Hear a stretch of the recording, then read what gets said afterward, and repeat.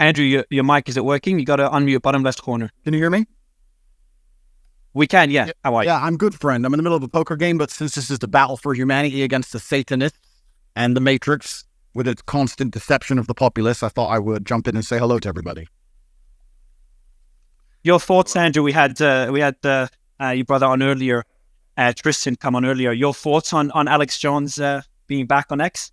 I'd rather hear his thoughts on Elon Musk being the biggest maverick of the last 500 years. I'm not kissing ass here, Elon. You've got big ones, man, on every front. You are literally overturning the entire power structure. I was just going to say this when Andrew get in, but I just want to say this while you're here. I mean, you are literally changing the entire paradigm, and you've definitely got the system scared. And so everybody needs to support X. Everybody needs to support the sponsors on X. I personally am doing all my Christmas shopping this year with all the great gadgets and stuff that are on X. But I'm going to shut up now. But I would imagine, instead of talking about Alex Jones, I'd like to hear Andrew Tate talk about or ask questions to Elon Musk. Yeah, well, Alex is certainly a friend of mine. I've known him for a long time, and I'm extremely happy he's back. I've celebrated that publicly, but Alex nailed it. Elon is taking the biggest risk here. It takes unlimited energy to propagate lies. You have to continually repeat them, and you have to continue to try and falsify information and hide the truth to keep lies afloat. And this simple purchase, you call it simple, the purchase of a simple website has literally cracked the matrix in real time, and it becomes extremely difficult now to run the psyops they were previously running and enslave the populace, which is their primary goal. So Elon is a hero, absolutely. And the risks you are taking, Elon, I don't think many people at home actually understand the gravity of the risks you are taking, because your ability to speak freely is heavily leveraged against your insignificance. You're only allowed to speak if nobody listens to you. And if you get big and people start listening, they're going to come at you hard. And I think, I'm not completely versed, but from what I understand, Elon's already suffering the lawfare tactics, which they're going to do. They're going to keep pulling out the hat to try and slow him down or Andrew, let me interrupt before I forget. I don't give him any attention. The same law firm that came after me with these PR firms. You've just dropped out, I think, Alex. Just dropped out? Anyone else can? Yeah, I think he got a call. No, you got a call. Yeah, go ahead, Alex. There is a 3-letter agency running this. Not all of them, but let's just say it starts with a C and it ends with an A. Sorry, go ahead, Andrew. Yeah, absolutely. And there's liberal NGOs which will sponsor agents of the Matrix. They'll sponsor females to end up in a house party and then lie to try and then put you in a Romanian jail cell and get you sitting with the cockroaches in a dungeon. And it's a very scary world where you get to a point where you're only trying to tell the truth, and they're going to punish you for that using endless lawfare. And this battle has only just begun. But the Matrix has truly cracked now, and it's going to be extremely hard to lie to us like they did before with X, the way it currently is. And I think it came at exactly the right time. I almost, without trying to sound pessimistic, there was a point where I kind of felt like I was losing hope. You couldn't tell the truth about anything. Everything was a lie. Everything from head to toe was a lie. And they're trying to lock us all back in our houses again, and we can finally talk about it. It's truly heroic. And Elon's taking massive risk, and the respect I have for him for doing that is enormous. Absolutely. I mean, this is what happened. I'm going to shut up. I won't hear from Elon, but this is so historic. Elon Musk's courage, and it's true, I'm saying, has broken the back of the globalists. They'll never be able to turn this around again unless they have a nuclear war. Elon Musk has broken their back. Yeah. Well, I guess some people are afraid to die, but I am not. And you know what? It's kind of crazy because I was talking to someone the other day and I was explaining, they were asking about my seizure, how they took all my houses, all my money, all my cars, blah, blah. And I said, you never truly own anything on this earth anyway. You can have a piece of paper that says you own it, but if you piss off the government structures, they just get a judge to stamp a different piece of paper and you no longer own it. The only thing you own is your soul and your integrity. And this is the one thing they cannot take away from you, no matter what they do to you. And that is the best feeling on earth. It doesn't matter if you can sell your soul to the devil and repeat what they want you to say, but then you truly own nothing. And I think that as history books look back on this pivotal moment when X was finally freed and the information of the world could finally be spoken freely, I really do believe we're on the right side of history. And if you were to ask me if there's anything worth dying for, it would be for the freedom of humanity and to be on the right side of history. So I agree with you absolutely, Elon. Yeah, absolutely. I mean, I'm just generally in favor of civilization and the furtherance of civilization. And I think we should always be concerned that we can regress as a civilization. And if you study history, you just see the arc of one civilization after another as the civilizations rise and fall through history. We've been in a period of civilization rising very rapidly, but we should be concerned that we may be cresting, we may subside, and there are many times where I get late stage civilization vibes, and I'm just worried that maybe we're cresting as a civilization and perhaps headed for a fall. So, yeah. Well, I agree with you because I truly believe, and a lot of people have said this before me, this is not an original idea, but I think as AI and machines and tech increases, a lot of people are going to be deemed useless by the overlords. And then you have to sit and decide, what are they going to do with all these people who have hopes and dreams, and they want healthcare, and they want a garden, and they want a house to live in, and they don't want to be treated like cattle. They're going to become extremely inconvenient. So I don't think many people at home understand that this war cannot be avoided. I've had a lot of people who understand why they threw me in jail in Romania and understood I've done nothing wrong. And they said to me, why do you take up this fight? Why you don't just delete your Twitter and disappear and drive a Ferrari all day? And I explained that this war cannot be avoided. You're either on the front line and you're fighting for something, or you're sitting waiting to die. You're waiting for the Mongol horde to come over the horizon and chop your head off. No, I totally agree with it. And just to throw this in there, if you read, and Elon, I knew you were doing great work. When I saw you 6 months ago at the World Government Summit, where they're all just saying we're going to make everybody eat bugs and we'll make the decisions to put microchips in them, and you said, we don't want a centralized system. We want a diverse system. We want firewalls. And I don't agree with this Tower of Babel you're building. They know that we go through cycles, and they want to artificially create a great reset collapse, in their own words, to make everybody else poor, consolidate power, and they'll have a smaller type 2 civilization for themselves. And I think you're trying to build a type 2 civilization, or even a type 1 civilization, I should say, for all of us. And right. You said we need to have a debate about, going interstellar. We've got to expand. Yeah. We collapse. And Elon Musk is saying, correct me if I'm wrong, you don't stay in stasis. You either expand or you collapse. Yeah, exactly. You either grow or you collapse. You don't. The steady state is basically an impossibility. So you have to pick it. You have to make a choice. Do you want to grow civilization, or do you want to decline and collapse?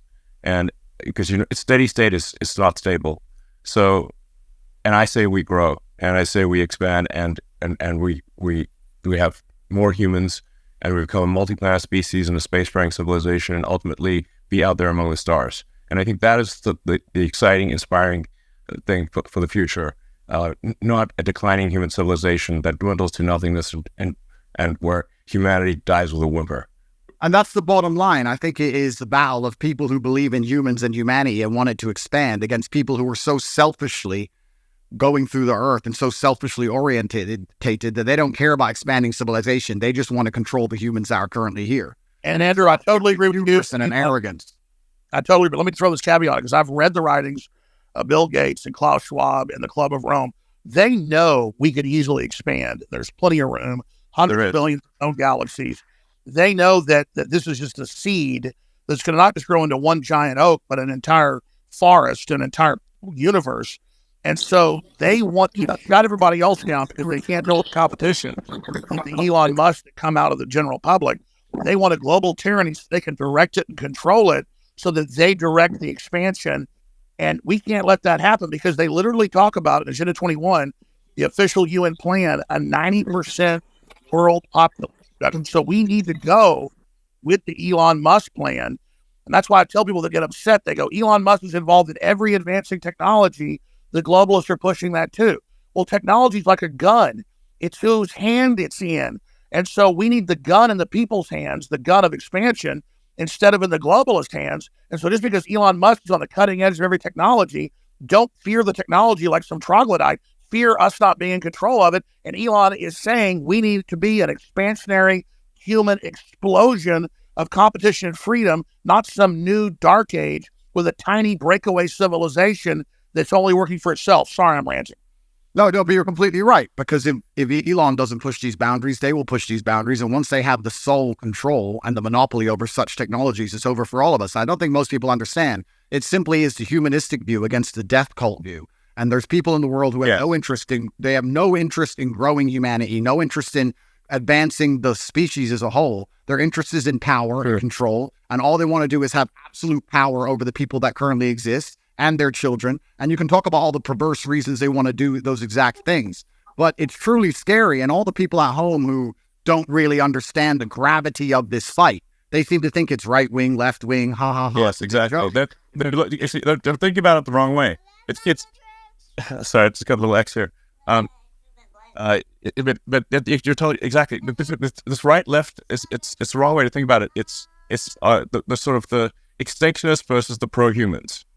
And once you see that it's extinctionists versus the pro-humans, then it becomes very clear. So, Elon, when are you going to, I know you got 100 irons in the fire, but when you talk about we need to create a plan B for humanity, well, that's really... No, it's not a plan B. I mean, an alternate master plan, because the globalists are controlled right now. You're trying to wrest control with us, helping. I mean, when are you going to put out your battle plan, or are you already putting it out of pieces? No, I mean, what I'm saying is that actually, I think we should expand humanity. Like basically, we should have basically more kids. Population should increase, and we should become a multi-planet species, and make life multi-planetary. Build a self-sustaining civilization on Mars, and then ultimately, this will be long after I'm dead, probably, but they'll almost certainly.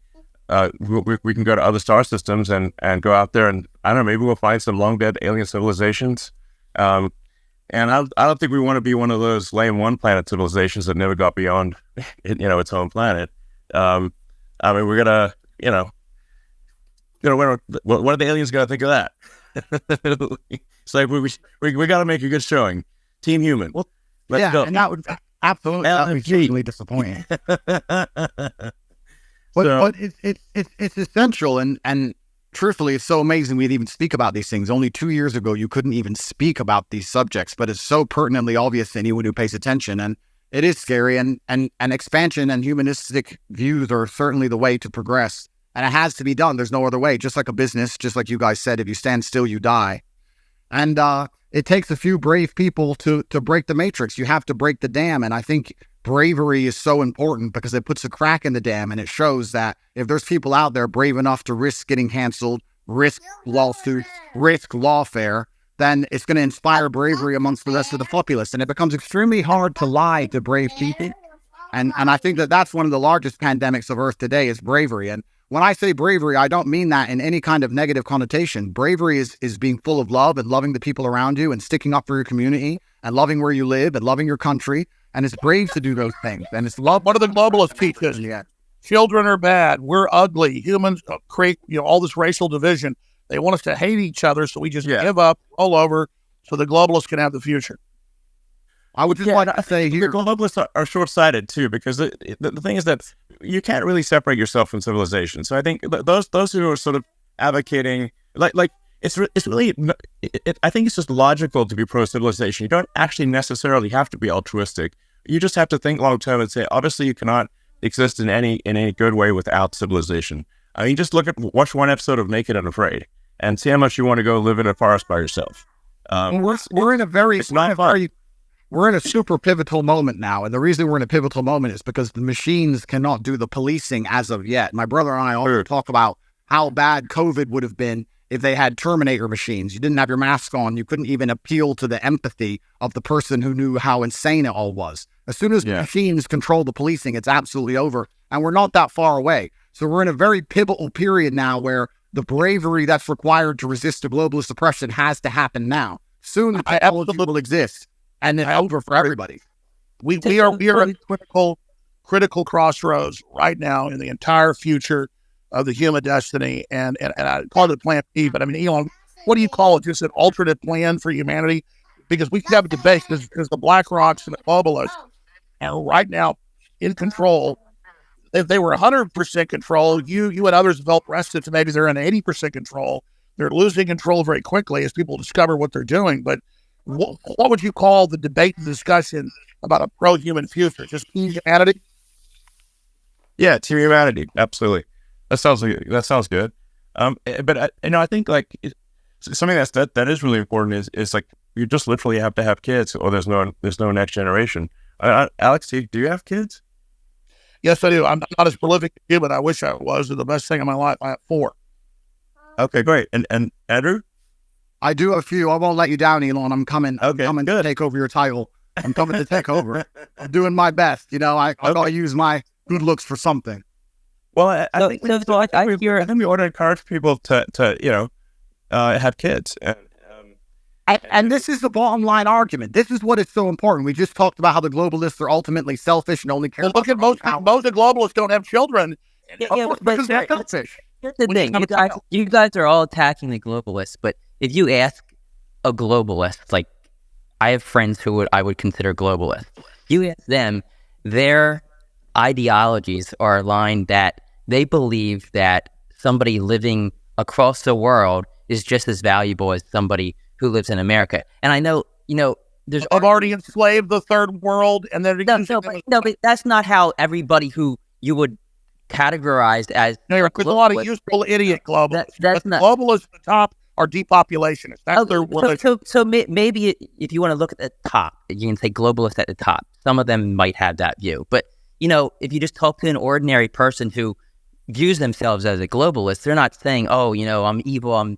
They're not an evil person. They just have this belief that every human being around the globe is equal. That's I all. would call that an internationalist. That's an internationalist. A globalist wants one world government run by corporations. Yeah, well, I think you can label them differently, but I think if you talk to somebody... Well, Henry Kissinger was a globalist. Zbigniew Brzezinski was a globalist. I'm not trying to be mean to you, but their number one rule is the earth is too small. We can't expand. We've got to bean count and put everybody on rations. We've got to social engineer and end the normal human program because humans are failed. They want to turn us into factory farm humans. Those are a lot of survive. I'll answer the question. Sorry, guys. If I just say, like, so some of these titles are a little confusing. If someone's an internationalist or a globalist, I think what can achieve some disambiguation here is to say, like, does someone have as an axiomatic belief that there are too many people on the earth, or do they not? Do they believe that the earth can sustain the current population, or do they think it cannot? Now, the reality is Earth can actually handle a human population probably 10 times larger than the current population. Earth is actually very sparsely populated by humans. We only see density because if we're in a dense urban environment like New York or Boston, London, or something like that. But if like here would be like a good test. If you took a plane from LA to New York and you try to drop a bowling ball and hit somebody, your chances of success are basically zero. You'd have to drop 10,000 bowling balls, maybe. Yes, you just and I'll tell you sort of something that may scare people a little bit is that there are thousands of objects falling onto Earth from space all the time. But how often do you hear about someone actually getting hit by falling by meteorites? Absolutely. There's one known case of a woman with her house getting hit by one. Elon, yeah. I want to just respond to Ed actually for a second because again, when it comes out, I think it's good to get a good counter view here. I think that there's two different things going on, Ed, and I know what you're trying to say, but there's a separate point about your obligations, right? So you can, and I believe everything has been said about the importance of expansionism for humanity being pro-civilization and expansion pro-human race to win. That's like a separate axis, though, from saying where are your obligations where you are, right? So we talked about procreation and family. Then we talked about the nation. Well, look, I have 2 kids. As a father, my moral obligation, I believe, is first and foremost to my family. And then, let's say, as a president, my moral obligation is to the citizens of the nation that I lead. And then you can worry about hunger in the Congo or whatever else needs to happen in the Darfur or other places. And so I don't think that you're saying necessarily that life... Charity begins at home. Exactly. And that's not saying that life abroad is any less valuable inherently. And so when you say like the globalist view is that all it's saying is that all life is equal wherever it is on Earth, it's not like I think an alternative view is countering that. There's also just a separate place in terms of where you're situated. Where's your obligation? right? Is as a father, it's to your family. As a president, it's to your country. And just because you believe that's the hierarchy of your obligations means somebody else is the leader of one of those other countries. And that's an obligation that they have too. But that's like a different discussion. The neoliberals, the neoliberals in their own PR, they're the ones doing the worst things on the earth. They just say, oh, we want global government because we want to give Africa's representation. Then they lock them down for 3 years and starve 30 million of them to death and then organize them to flood us as a political underclass. This is cold-blooded Henry Kissinger's State Department Memorandum 200. I mean, it's not black. I think there's two different conversations. But what is black and wait? I'm sorry. This is black. Go ahead, Andrew.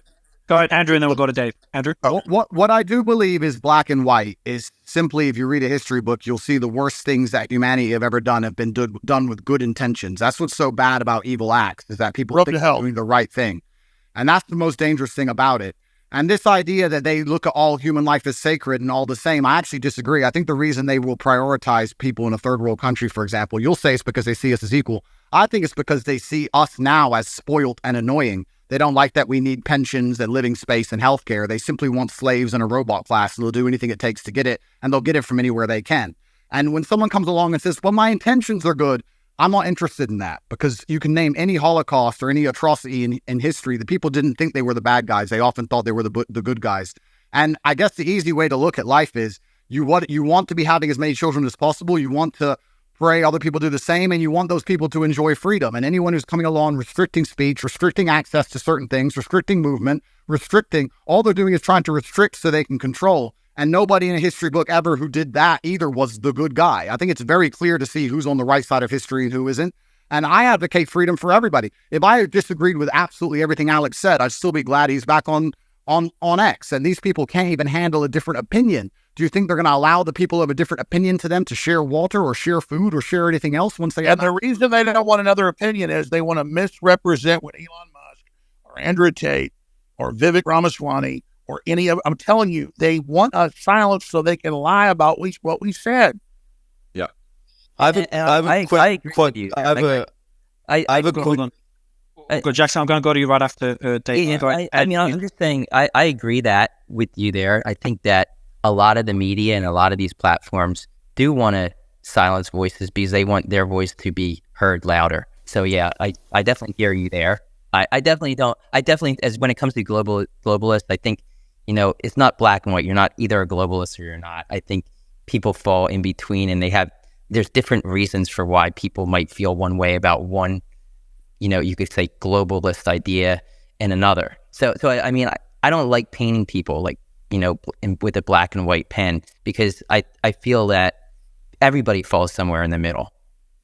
All I just know is that there are people that want a corporate world government whose aim is depopulation and not giving the general public access to technology by lying about resources and literally saying carbon dioxide that plants breathe is evil, and then telling us the world's going to end in 2030 and the ice caps are all going to melt, and none of that's true. So our children basically give up on the future, decide not to have children. That's all I'm saying. Elon Musk is promoting an optimistic, pro-human future that the science and evidence shows is real and that we need.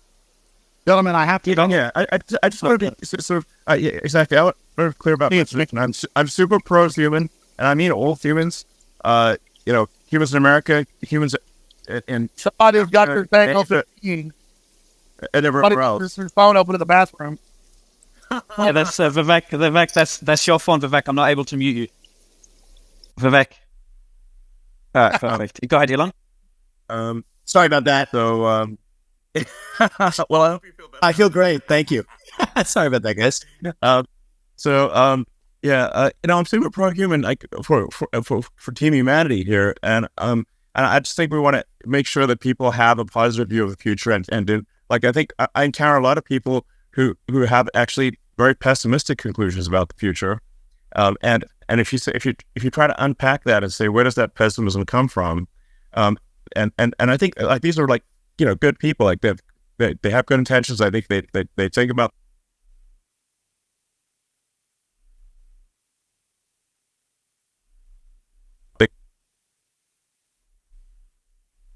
can come from is believing that there are too many humans on the planet. This is false. Earth can easily sustain far more than the current population. But they've been told this thing and they believed it, and it is false. I'm very pro environment. Obviously, Bye, Andrew. I might have done more. I might have done more, for sustainable energy than maybe any single human. So I would consider myself an environmentalist, but I also believe in physics and reality and not sort of being alarmist about things. Something you said was really smart, and I've seen the equations. I'm not a mathematician or rocket scientist like you, but we need the fossil fuels to get to the new technologies and transfer. You can't cut them all off and then not have it. They're blowing up the bridge that gets them there. Andrew, I would like to say, my final point, I would like to say, I often get asked by people who follow me, they say, who do you think who controls the world? Who do you think the Matrix is? And I use the Matrix as a very simple way to explain that they purport a false version of reality that everyone buys into to keep your mind occupied so they can extract your body heat from you for the soulless machines, which are essentially the globalists we're talking about. And I try and say that I still believe that we run the world. There's a lot more of us than them. We still control the world. It's just down to what we will accept and what will allow them to do to us. And that's why bravery is so essential and so important. And I know I can come across as brass with my message. No, you're not. Stop telling 16-year-olds. When I'm telling 16-year-olds to go and get rich and buy a fast car and train hard and go to the gym, etc., because these young men are far less likely to blindly comply. And it's extremely important that they don't sigh off the next generation of young masculine youth. And that's why the system was scared of you, Andrew, because you were doing an extreme version of it to shock them out of it, to show them how to have a destiny, how to have desire, how to want to be into the future. And that's the same thing in a different way. You're right. We still control the world, and it's down to what we will accept, and it's going to take bravery and love. You need to love the people around you and love the human race and love the place you're from. And I just want to wrap up by saying that I would never kill myself. And if they put me back in that dungeon to starve, I hope you will all do your very best to get me out, because I'm in a very... We will, Andrew. Love you.